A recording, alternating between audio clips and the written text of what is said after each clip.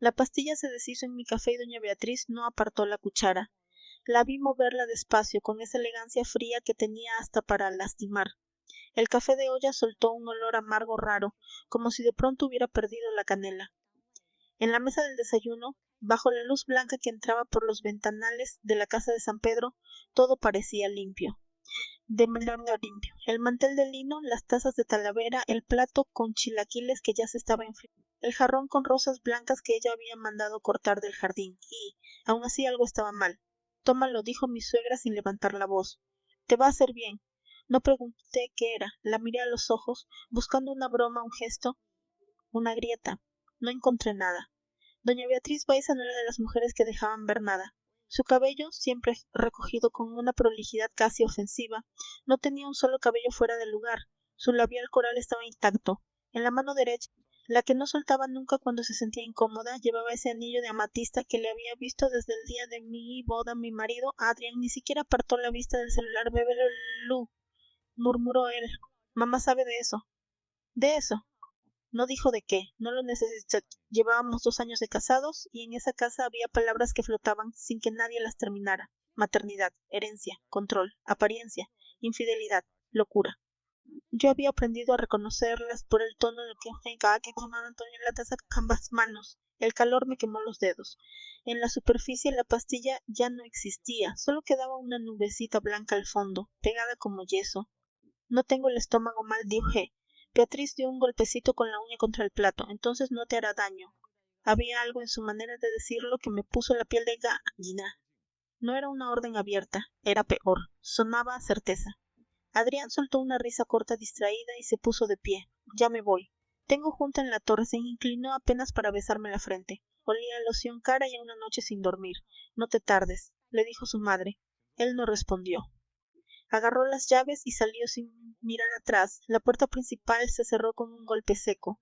El silencio que dejó fue tan grande que pude escuchar el hielo chocar dentro del vaso de agua de Beatriz. ¿Qué le pusiste? Pregunté al fin. Ella tomó un trozo de pan dulce y lo partió con los dedos. Algo para los nervios. No estoy nerviosa. Todos en esta casa lo están. Unos lo esconden mejor que otros. Me obligué a sostenerle la mirada. Había pasado meses intentando descifrar a esa mujer. A veces me corregía la postura con 2 palabras. Otras me arreglaba el cuello del saco antes de entrar a una comida con los socios de la familia. En público parecía una reina de otro tiempo. En privado podía hacerme sentir como una niña a la que habían sentado en la mesa de los adultos por error. Yo no había nacido en ese mundo. Mi padre era contador en un despacho de Guadalupe. Mi madre daba clases de literatura en una secundaria pública. No perdí entre bodegas de vino, ni privados con ballet, ni desayunos servidos por 3 personas. Cuando conocí a Adrián, en una cena de un amigo común, me pareció imposible que alguien como él me mirara 2 veces. Sonrió, habló de arte, me hizo reír. Después me llevó a cenar al club campestre, me abrió la puerta del coche. Y yo confundí todo ese brillo con ternura. La boda fue una misa enorme en la capilla de la colonia, flores blancas hasta en los bancos, cabrito en salsa en el banquete, mariachis al final y fotógrafos por todos lados. Beatriz me abrazó frente a todos. Me susurró: a partir de hoy ya no te puedes permitir caerte. Yo pensé que me estaba dando la ventana antes de meses en entender que también era una advertencia. El primer año todo fue raro, pero manejable. Luego empezaron las preguntas. ¿Y el bebé, Lucía? ¿No piensan intentarlo ya? ¿No será que te estás cuidando demasiado? ¿No fuiste al especialista y te recomendé? Las preguntas no siempre salían de su boca. A veces venían de tías, de cuñadas políticas, de amigas de la familia. De la doctora que Beatriz juraba conocer desde hace 20 años. Pero siempre regresaban a ella, como si ella las hubiera soltado en la casa y las demás solo las repitieran. Yo no sabía si quería un hijo todavía. Sí quería algo más básico. Sentirme querida, sentirme elegida, sentir que cuando Adrián llegara de sus juntas me buscaría con la misma necesidad con la que yo lo esperaba. En lugar de eso, él llegaba tarde, olía a calle mojada o a whisky, y se dejaba caer en la cama como si la casa fuera una extensión de su oficina. A veces me hablaba con una dulzura casi ensayada, quitándose de escuchar, quitando, está quitando, chupachos, poco. Mamá cree que deberías descansar más o mamá piensa que no deberías contestar tanto el teléfono. Siempre mamá piensa. Nunca yo pienso. No era un niño pegado a su madre, era peor. Era un hombre que había aprendido a esconderse detrás de ella. Yo solía bajar el desayuno yo porque en esa hora la casa parecía menos hostil. Los mármoles brillaban, los jardineros aún regaban el pasto, los perros dormían a la sombra del mezquite. Marta, la muchacha de servicio, dejaba el pan recién hecho sobre la mesa y, si Beatriz no estaba mirando, me dedicaba una sonrisa breve, cansada. Ella había visto más de lo que decía. Eso lo supe desde muy pronto. Aquella mañana, después del desayuno envenenado o raro, o como se le quisiera llamar, subí al baño de visitas y escupí el café en el lavabo. Me lavé la boca 2 veces. Tenía un gusto metálico en la lengua. Frente al espejo me miré los ojos. Me vi delgada, ojerosa, con el cabello recogido a medias y una blusa que Beatriz me había pedido usar porque el cuello alto te favorece más. Me vi como si ya me hubieran empezado a borrar. Bajé de nuevo con la taza todavía en la mano. Beatriz seguía sentada, leyendo la sección de sociales en una revista de papel grueso. Sus uñas rozaban la página. No me lo tomé, dije, ni siquiera fingió sorpresa. Entonces lo desperdiciaste. Apreté la taza, quise aventarla contra la pared.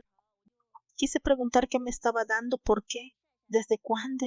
Quise gritarle que no era su hija, que no era una empleada, que no era un mueble colocado en la sala para que la familia Baeza apareciera completa.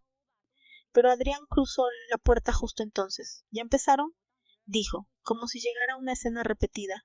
Tenía el nudo de la corbata flojo y una sombra de barba en la mandíbula. Traía el maletín en una mano y el celular en la otra. Siempre parecía tener prisa por irse de su propia casa. Solo le ofrecí café a tu esposa, respondió Beatriz, y ella decidió ofenderse. El tono de Adrián me cayó encima con una familiaridad cruel, como tantas otras veces, como si yo exagerara por deporte, como si estar incómodo fuera un capricho mío nuestro. Dije, entonces termina el café. Su ceño se tensó. Yo dejé la taza sobre la mesa. El pequeño sonido de la porcelana contra el lino fue más fuerte que cualquier grito. No sé qué le pusiste, solté, y no me lo voy a tomar. Beatriz cerró la revista con lentitud. No toleras nada, dijo, ni el cansancio ni la verdad, ni la rutina de una casa como esta. ¿La verdad?, repetí. ¿Cuál verdad? Ella se puso de pie. Era más baja que yo, pero al levantar el mentón llenaba el espacio como si fuera más alta, que aquí nadie vive para sí mismo. Adrián suspiró con fastidio. Ya, mamá, pero ella no se movió. Me miró como si quisiera ver de qué estaba hecha mi piel. Si no puedes con el café, dijo, imagínate con el resto. Salió de la cocina sin hacer ruido. Los tacones apenas tocaron el mármol. Yo me quedé a la taza fría entre las manos. Adrián me miró con un cansancio que no era cansancio, era impaciencia. No empieces hoy, ¿sí? Tengo demasiadas cosas encima. ¿Cosas de trabajo? Sí, cosas de trabajo, pero pensé, y otras cosas también, porque desde hacía semanas olía perfume femenino en su saco, no un perfume cualquiera, uno dulce, con fondo de gardenia, que se me había quedado grabado en la memoria. Yo había encontrado una cáscara de dulce de menta en su coche, un listón negro en la bolsa del saco, un recibo de hotel en la basura de la oficina que, cuando se lo enseñé, me dijo que era de una reunión. Él siempre tenía una explicación, nunca una sola que encajara con la siguiente. Esa tarde me llamaron para ir al centro de convenciones, donde la fundación de la familia iba a cerrar la campaña anual. Beatriz insistía en que yo la acompañara a todos esos eventos. Decía que era parte del apellido. Decía que la esposa de Adrián no podía quedarse escondida mientras los demás aparecían en fotos. Me mandó cambiarme de vestido 3 veces antes de salir de la casa. El verde te mata, me dijo. Te hace ver pálida. Eso es porque soy pálida, entonces deja de serlo. No contesté. Aprendí que discutir con ella solo empeoraba todo. Si me callaba me llamaba débil, si le respondía me llamaba insolente. Nunca había una forma correcta de entrar a esa casa. En el evento, las mujeres llevaban peinados impecables y bolsas pequeñas que brillaban como joyas. Los hombres hablaban de inversiones, de hospitales, de permisos de construcción, de una nueva torre médica que la familia Baeza estaba levantando en la carretera de la ciudad. Todo olía a alcohol caro, a perfume francés y a flores recién cortadas. Yo sonreía cuando debía, agradecía los cumplidos, como acompañaba a Beatriz de una mesa a otra como si fuera su sombra. Saludos a la señora de Rivas, decía ella. No se las piernas así, Lucía. No te toques el cabello. Las correcciones eran tantas y tan pequeñas que una parte de mí empezó a encogerse para creer haber presencia en un pasillo lateral, mientras Beatriz hablaba con dos socias de la fundación. Escuché mi nombre en una voz baja. Sí, la esposa, dijo una mujer con un vestido rosa pálido. Pero él sigue viéndose con la otra, ¿no? No quise voltear. Seguí caminando con la copa en la mano. Yo dije yo que la señora lo sabe, respondió la otra. Esa suegra no es tonta. Las palabras me alcanzaron como un golpe en la nuca. Me escondí detrás de un arreglo floral y saqué el celular. Adrián no contestó a la primera llamada. A la segunda tampoco. A la tercera mandó un mensaje. Junta. Luego te marco, no le creí. Pedí un taxi por la aplicación y me bajé antes de llegar a la puerta del hotel donde el chofer me dejó. No era muy lejos del evento. No era muy lejos del evento porque había la entrada ya del ballet abriendo puertas, las luces del lobby reflejadas en el cristal. Esperé lo suficiente para ver a Adrián salir del coche con el saco al hombro. No venía solo una mujer de cabello lacio, vestido claro y sonrisa segura salió detrás de él. Era joven. Más joven que yo, quizá. Llevaba una catucara bajo el brazo que me hizo sentirme sorprendida. De temer náusea, él inclinó la cabeza para desearle algo al oído. Ella se rió, no necesitaba escuchar más, quise avanzar. Quise plantarme delante de ambos, pero mis piernas no me obedecieron. Me quedé ahí, en la acera caliente, viendo cómo se perdían dentro del hotel con la naturalidad de dos personas que ya no se esconden. Cuando volví a la casa ya era de noche. Beatriz estaba en la terraza, sola, con una copa de agua mineral y un chal sobre los hombros. Los rosales del jardín olían más fuerte que por la de padre. Pasé junto a ella sin detenerme, pero su voz me clavó en el sitio. ¿Lo viste? No era una pregunta, me giré despacio. ¿Desde cuándo lo sabes? Ella apoyó la copa en la mesa de mimbre. Desde antes que tú. Eso me hizo temblar. Por un segundo el aire se me quedó atorado en el pecho. ¿Y no pensaste decirme? ¿Para qué? Dijo ella. ¿Para que corrieras a llorarle a Adrián y él te inventara una mentira nueva? Entonces me asustaste. Su mirada no cambió. Eso fue lo peor. Ni un gesto de culpa, ni una pizca de vergüenza. Te puse a mirar, respondió. No es lo mismo. Me estás hablando como si fuera una cosa. En esta casa, Lucía, las cosas duran más que las personas. La frase me cayó como una lápida. No sé qué quieres de mí, dije. Apenas Beatriz apoyó los dedos sobre el borde de la mesa. El anillo de amatista golpeó la copa con un tintineo mínimo. Quiero que dejes de llorar por el sitio que ocupas y empieces a ver el que te están quitando. Quise contestarle algo cruel, algo definitivo, pero no me salió la voz. Ella me miró un momento más. Después entró a la casa sin prisa. Yo me quedé sola con el olor de los rosales y la sensación horrible de que, en efecto, todo lo que había pasado hasta entonces tenía otro sentido, no el que yo creía. Pero todavía no sabía cuál. Esa noche Adrián no volvió. Tampoco al día siguiente, ni al otro. Me mandó audios cortos. Reunión. Viaje a Ciudad de México. Me quedo en la oficina. Hablamos después. Yo ya no sabía si lo estaba escuchando él o la versión que me convenía imaginar. Comencé a notar otras cosas. Marta me decía que Beatriz pasaba horas en el antiguo despacho, el que había pertenecido al padre de Adrián. Que salía con carpetas bajo el brazo y llamadas que cortaba en cuanto alguien se acercaba, que algunas noches llegaban mensajeros con sobres sin remitente, que ella preguntaba por los recibos de farmacia con una precisión que no le conocía antes. Una mañana encontré una receta médica en el bote de basura de mi baño. No decía mi nombre, pero el apellido del doctor sí era el mismo que el de la clínica donde la familia tenía convenio. Pedía un ansiolítico de dosis baja, solo que la letra había sido corregida a mano. Me quedé mirando el papel un buen rato, no me gustó lo que pensé, no, al menos no todavía, era algo más incómodo. La certeza de que en esa casa alguien tocaba mis cosas cuando yo no estaba. Empecé a guardar pequeños detalles. El olor raro del café, el cambio en el sabor del té, las veces que me quedaba dormida demasiado rápido después de cenar, las mañanas en que despertaba con la boca seca y sin recordar a qué hora había dado la luz una tarde. Mientras Beatriz estaba en misa, subí al cuarto de visitas a buscar una mantilla que me había pedido para una cena formal. El closet olía a madera vieja y a perfume de lavanda. Cuando moví una pila de cobijas, se desprendieron pequeñas y pesadas, envuelta en una cinta descolorida. Me quedé inmóvil. La reconocí de inmediato. Llevaba meses viendo esa caja en distintos lugares. A veces sobre el buró de Beatriz, a veces dentro del cajón donde guardaba sus lentes. Una vez la vi en la cocina, junto a la sal. Siempre la volví a esconder cuando alguien atravesaba. Solo la tomé, la caja no estaba cerrada con candado, pero sí con una traba antigua y un pequeño seguro metálico. Ahí, casi pegado al marco, vi el llavero que tantas veces había colgado del cinturón de mi suegra.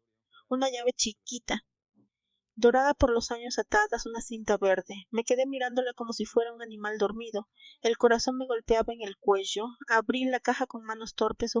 Dentro había papeles doblados, una memoria USB, una copia de unas escrituras notariales y un sobresellado con mi nombre escrito a mano. Lucía. Solo eso, sin apellidos. Sin adornos, el mundo se quedó quieto. Saqué el sobre primero. No lo abrí. Las manos me temblaban tanto que tuve que sentarme en el borde de la cama. Luego tomé la memoria USB y la vi como si fuera un objeto ajeno. Al fondo de la caja, bajo una carpeta de color crema, había una feria impresa. Annie y Camila, la mujer del hotel, sentados en un restaurante de la avenida Constitución. Él le tocaba la mano. John se reía como si ya conociera el final. Tragué saliva y abrí el sobre. Adentro había copias de movimientos bancarios, facturas y una carta breve, sin fecha. Si estás leyendo esto es porque ya no pude seguir ocultándotelo. No abras nada frente a él. No le digas que lo sabes. Todavía no. Vi. La letra de Beatriz era exacta, inclinada, impecable. No parecía una despedida. Parecía un golpe seco. Sentí un ruido en la nuca.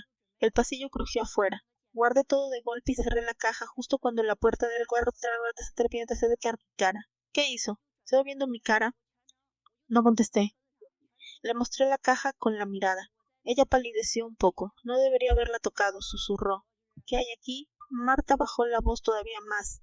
Lo que ella ha estado escondiendo desde hace meses. No era una buena respuesta.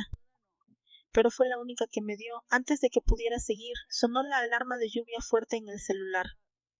El cielo se había puesto negro en cuestión de minutos.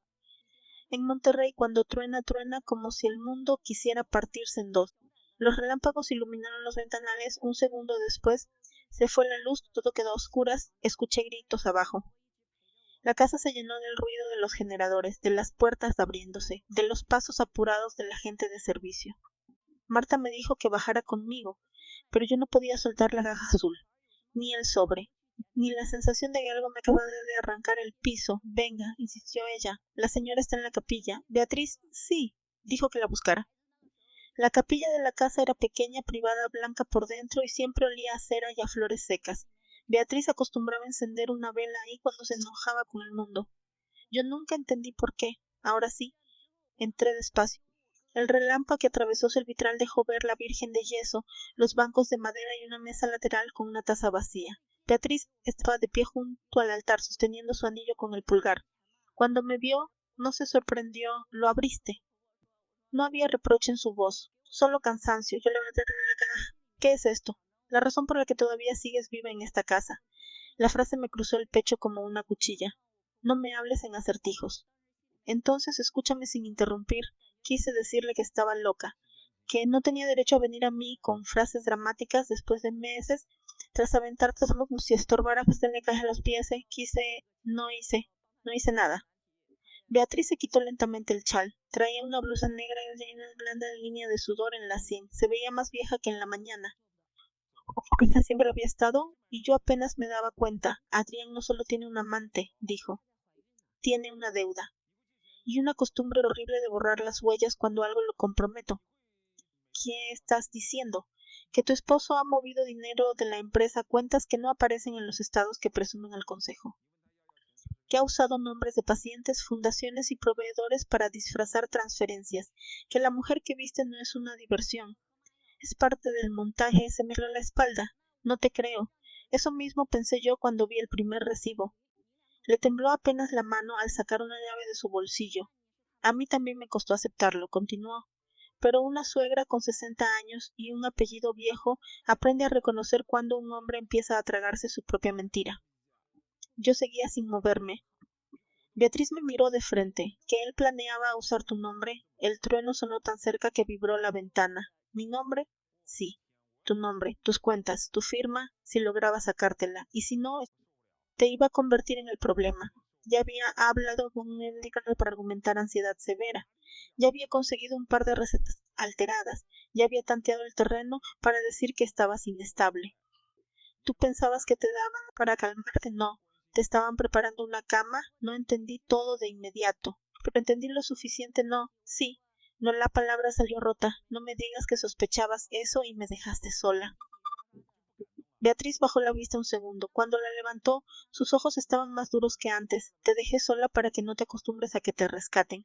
No supe qué me dolió más, si la frase o la verdad que escondía. Eres una cruel, dije, y lo dije llorando, furiosa. Viva ella sintió. Sí, lo sé, reconocimiento me desarmó más que cualquier defensa. Porque no se justificó, no se hizo la buena. No fingió ternura, solo siguió. Mi marido me enseñó que el cariño sin estrategia mata. Y mi madre política me enseñó que la mujer dócil es la primera que desaparece cuando estorba. Yo aprendí a pelear con la cara quieta. A veces me pasé. A veces te herí por miedo. Pero Adrián no es un hombre que sospecha de ella, escucha debilidad, y no podía permitir que te oliera la sangre antes de tiempo. Miré la caja azul entre mis y varios pruebas, grabaciones, copias. Un nombre de notario que sí trabaja para el consejo. Y una dirección. ¿Para qué? ¿Para qué? Cuando él haga su jugada tengas donde caer pie. La lluvia empezó a golpear el techo de la capilla con fuerza. El ruido llenó el espacio. Pero entre nosotras había un silencio peor. ¿Y por qué no me lo dijiste antes? Pregunté. Beatriz cerró los ojos un instante. Porque te vi enamorada de un hombre que ya no era tuyo. Y porque necesitaba que lo vieras sola. Si te lo decía yo, ibas a dudar de mí. Con razón. Me has visto humillarte. Me has visto ordenarte cosas como si fueras una empleada. ¿Por qué ibas a creerme de golpe? No respondí porque tenía razón, eso era lo insoportable. Yo habría dudado de ella. La había odiado demasiado. Quise sentirme aliviada, pero el alivio no llegó. Solo llegó una tristeza seca, afilada. La clase de tristeza que no hace ruido porque ya gastó las lágrimas todas. Beatriz se acercó un paso. ¿Leíste el sobre con tu nombre? Asentí. Ahí está el número del abogado y una copia de un traspaso que hice a tu nombre hace 3 semanas.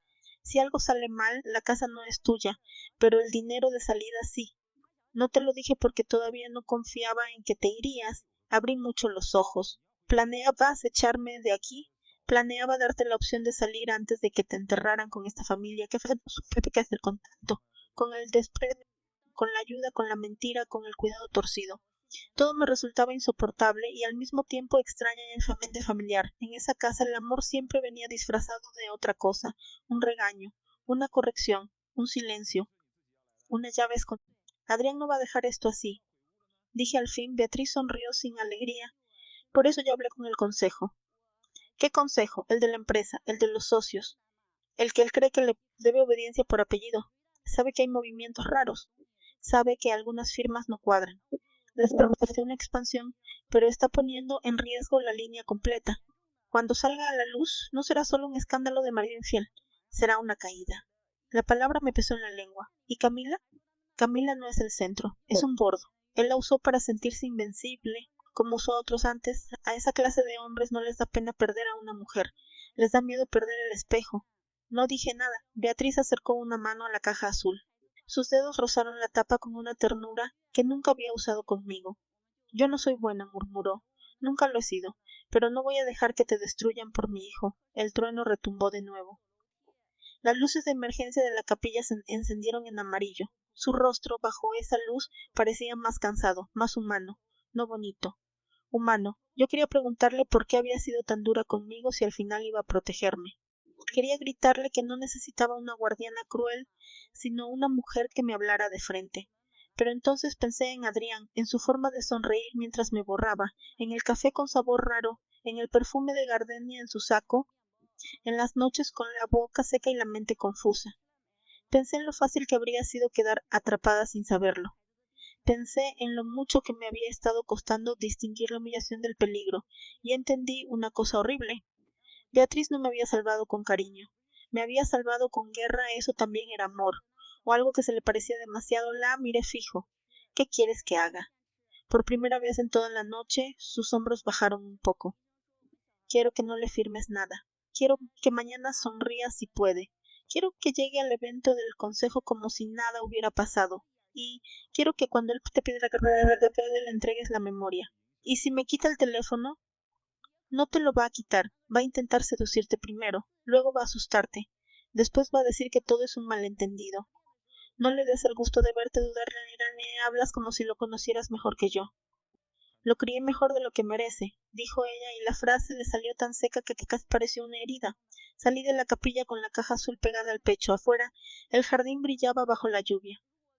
El agua corría por los senderos de piedra como si la casa estuviera lavándose la cara antes de una ejecución. Esa noche casi de no dormí, revisé los papeles una y otra vez. Los movimientos bancarios no eran tan claros para mí como para un contador, pero las fechas sí saltaron. Había transferencias hechas los mismos días en que Adrián me decía que estaba en juntas eternas. Había pagos a una clínica privada, había notas de laboratorio, había una lista de medicamentos recetados a mi nombre, algunos de los cuales no se había visto en la mesa de chisme. La grabación fue lo peor. La USB tenía 3 audios. En el primero se escuchaba a Adrián con voz baja, irritada, hablando con Camila sobre la etapa final. Mencionaba al doctor y decía que Lucía ya se estaba volviendo inestable. En el tercero, el nombre de Beatriz aparecía por primera vez. Mi madre no va a poder diferenciar con esta vieja. Y a Lucía se le está cayendo el personaje, jugó una risa femenina. Y por dentro no va a preguntar. Le tengo tu café, se me heló el cuerpo, el café, el sonido de la cuchara, la pastilla deshaciéndose. El comentario de Beatriz.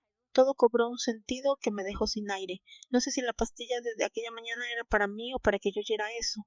Nunca lo supe. Pero la frase le tengo su café me atravesó de una forma por la que no supe nombrar. Llamé a Marta a medianoche. ¿Sabe si Adrián estuvo aquí ayer temprano? Pregunté. ¿Hubo silencio al otro lado? Sí, señora. ¿Con quién? Otra pausa. Con la señora Beatriz. ¿Pelaron? Bueno, sí, pero bajito. Ella le dijo que no iba a permitir otra vez lo mismo. ¿Otra vez qué? Marta tragó saliva. No me haga decirlo. Dímelo. Que no iba a dejar que volviera a usar a una mujer de la casa como si fuera loca. No le pregunté más. Ya era bastante. Al día siguiente me desperté con el sonido de la aspiradora en el pasillo y un agujero en el estómago. La casa parecía era lo más espantoso. El sol brillaba sobre la alberca. Los perros ladraban. Los jardineros cortaban bugambilias. El desayuno estaba servido como siempre. Adrián me mandó un mensaje al amanecer. Llego tarde. Cena con consejo. Beatriz apareció impecable a las 8. Vestía de negro y llevaba el anillo de amatista tan quieto como una pequeña amenaza. ¿Dormiste? Preguntó. No, bien. Eso no es una buena señal, es una señal útil. Hice un gesto de fastidio, pero ella casi sonrió. Durante el desayuno me explicó el plan en frases cortas. Yo debía ir al consejo esa noche con un vestido azul marino. No debía discutir. Tiempo para firmar le darían tiempo para que él hablara de más. Un abogado de la familia al que Beatriz odiaba pero conocía bien estaría presente. En la mesa habría una copia del contrato de expansión de la nueva torre. Adrián pensaba presentarlo como un gran triunfo. No sabía que hablar desde los socios ya sospechaba de sus movimientos. ¿Y si explota antes? Pregunté. Entonces será más. No era una respuesta tranquilizadora, pero era Beatriz. No iba a regalarme suaves a veces. Tarde, mientras yo me preparaba, Adrián llegó a la casa con una sonrisa demasiado amplia. Traía flores, gardenias. Mi estómago se cerró. Hola, dijo, besándome la mejilla. ¿Te ves bien? Lo miré sin devolver la sonrisa. ¿Dónde estabas? Trabajando. Con Camila, supongo. Su mandíbula se tensó apenas. ¿Qué te pasa? No, algo te pasa. Estás rara desde ayer. Quise decirle que ya sabía, que había escuchado las grabaciones, que conocía del café. Quise arrancarle la máscara, pero Beatriz apareció en la entrada del pasillo antes de que yo hablara. Tu esposa está cansada, dijo ella. Tú también deberías aprender a notar esas cosas. Adrián la miró con fastidio. ¿Otra vez tú? Todavía vivo aquí, se respondió su madre. No por mucho si sigues metiéndote donde no te llaman. El aire se puso duro. Yo vi, por primera vez, un brillo casi adolescente en la cara de Adrián. La rabia del hijo que cree que ya nadie le manda. Beatriz no retrocedió. La empresa me sigue llamando, dijo ella. Y mientras eso ocurre, también me importa es tu esposa. Él soltó una risa breve y noble. No.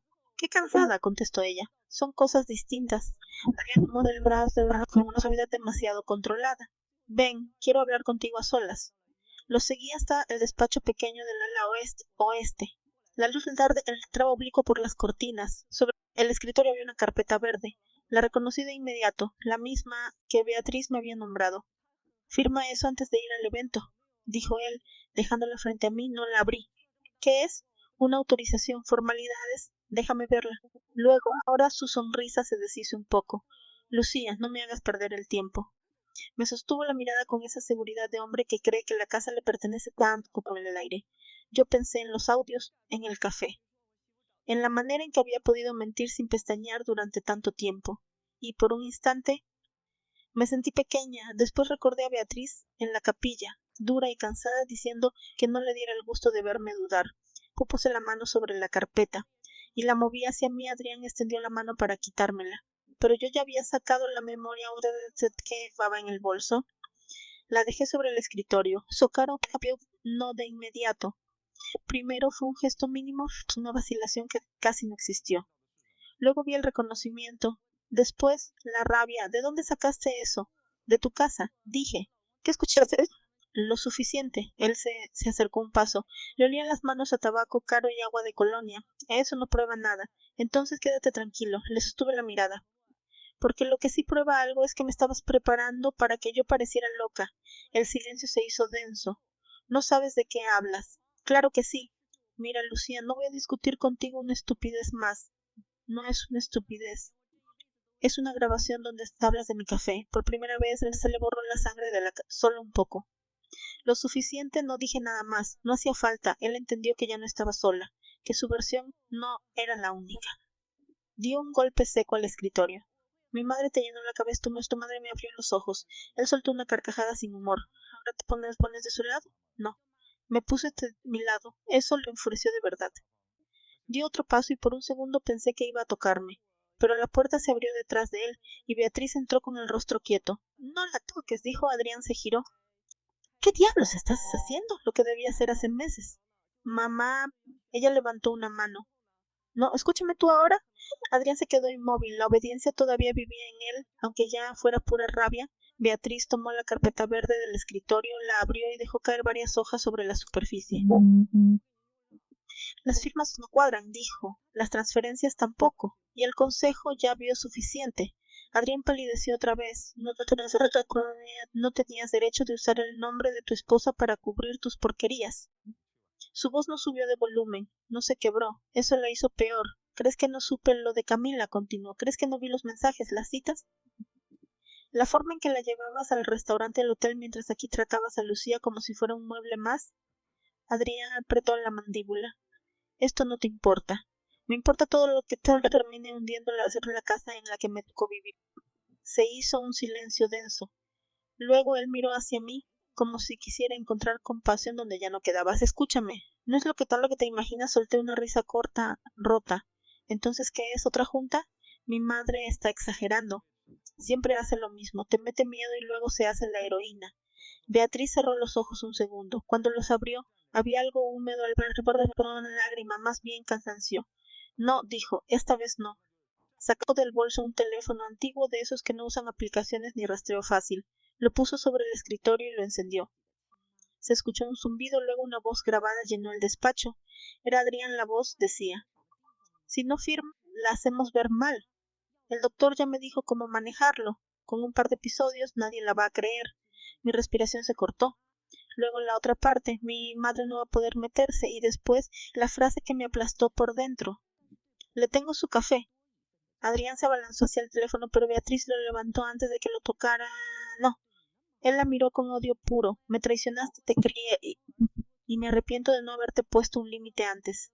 El color de su cara cambió otra vez. Ya no era solo rabia, era pánico. El tipo de pánico que nace cuando un hombre acostumbrado a mandar descubre que el piso ya no le responde. Si esto sale, nos hundes a todos. No, dijo ella. Te hundes tú. Los demás solo van a respirar. Adrián me apuntó con un dedo. ¿Tú también me vas a pagar esto? Yo sentí que el miedo se me subía a la garganta. Pero en vez de retroceder, miré la carpeta verde, luego el teléfono, luego el rostro de Beatriz. Y dije lo único que me salió. Ya no. Él se quedó quieto. Fue una palabra pequeña, pero sonó más fuerte que todo lo demás. La cena del consejo fue esa misma noche en el salón principal de la Torre Nueva, con vista a la ciudad encendida. Había copas de cristal, flores blancas, hombres de traje oscuro y mujeres con joyas discretas que el tipo de evento donde todos sonríen mientras miden cuánto poder tiene el otro. Adrián había querido hacerlo ahí porque pensaba anunciar la apertura de la nueva unidad médica y presentar el contrato final de expansión. Quería verse invencible. No sabía que ya estaba derrotado. Beatriz llegó en un vestido negro de corte recto.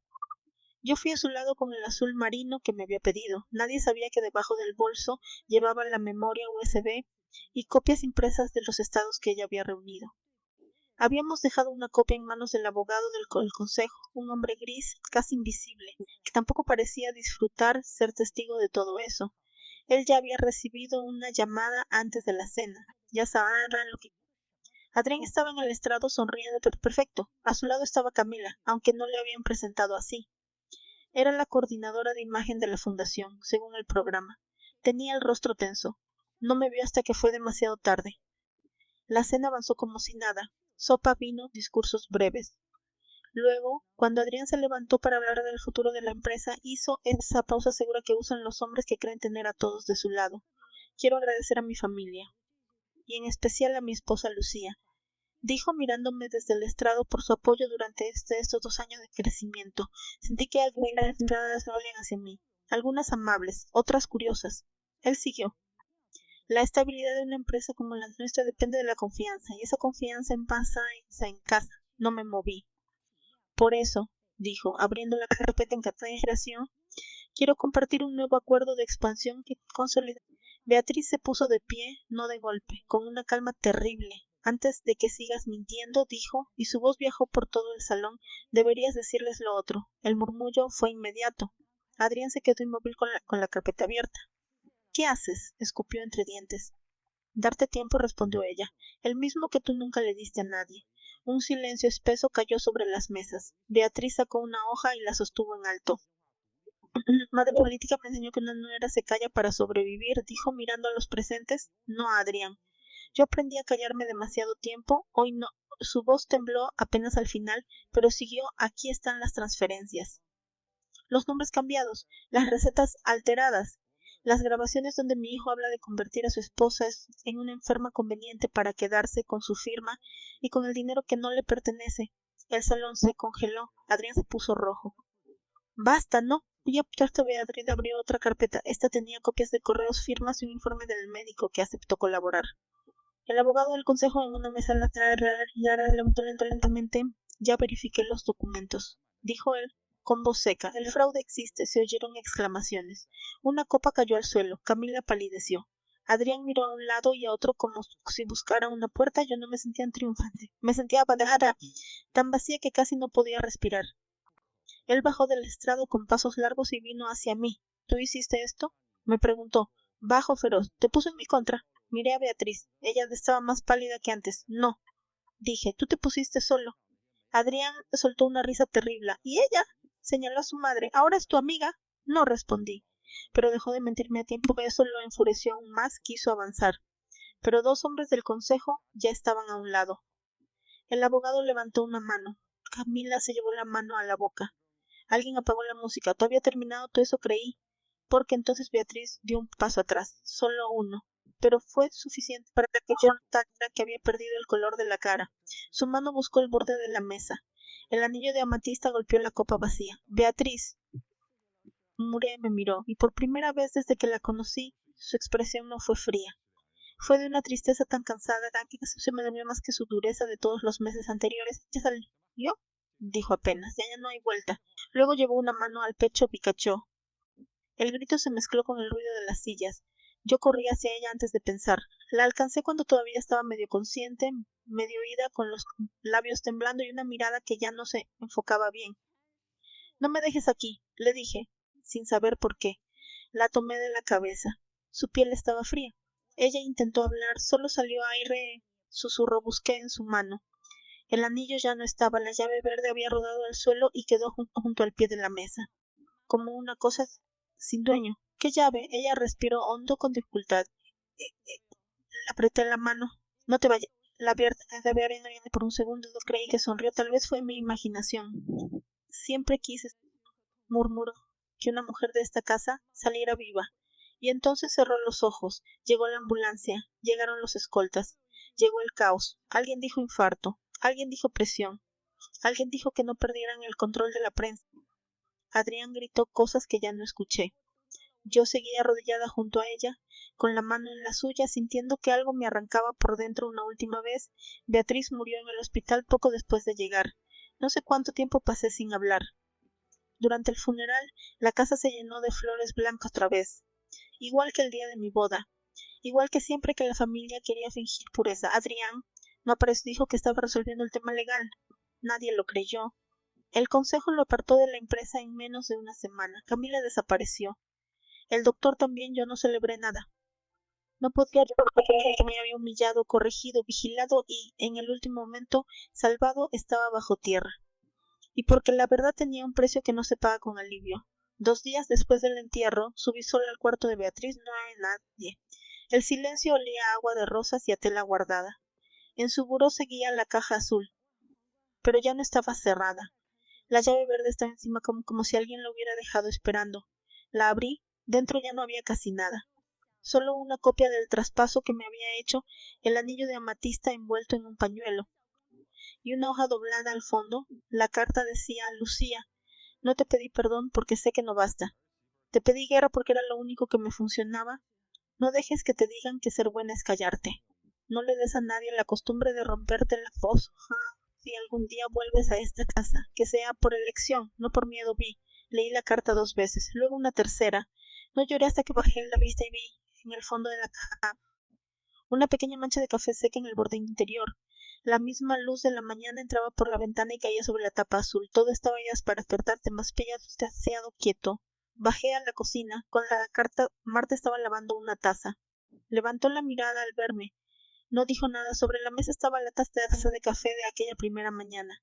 La habían dejado ahí Mafa y Seagulls, o quizá era otra parecida.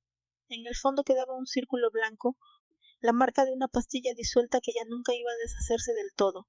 La miré largo rato. Luego dejé la carta junto a la taza. Tomé la caja azul bajo el brazo y salí de la casa sin volverme.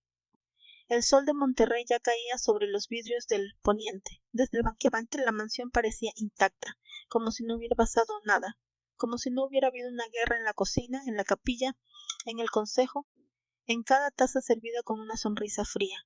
Pero yo ya empecé a mirar a los retratos, prefería esconderlo. Yo por primera vez en mucho tiempo caminé sin pedir permiso.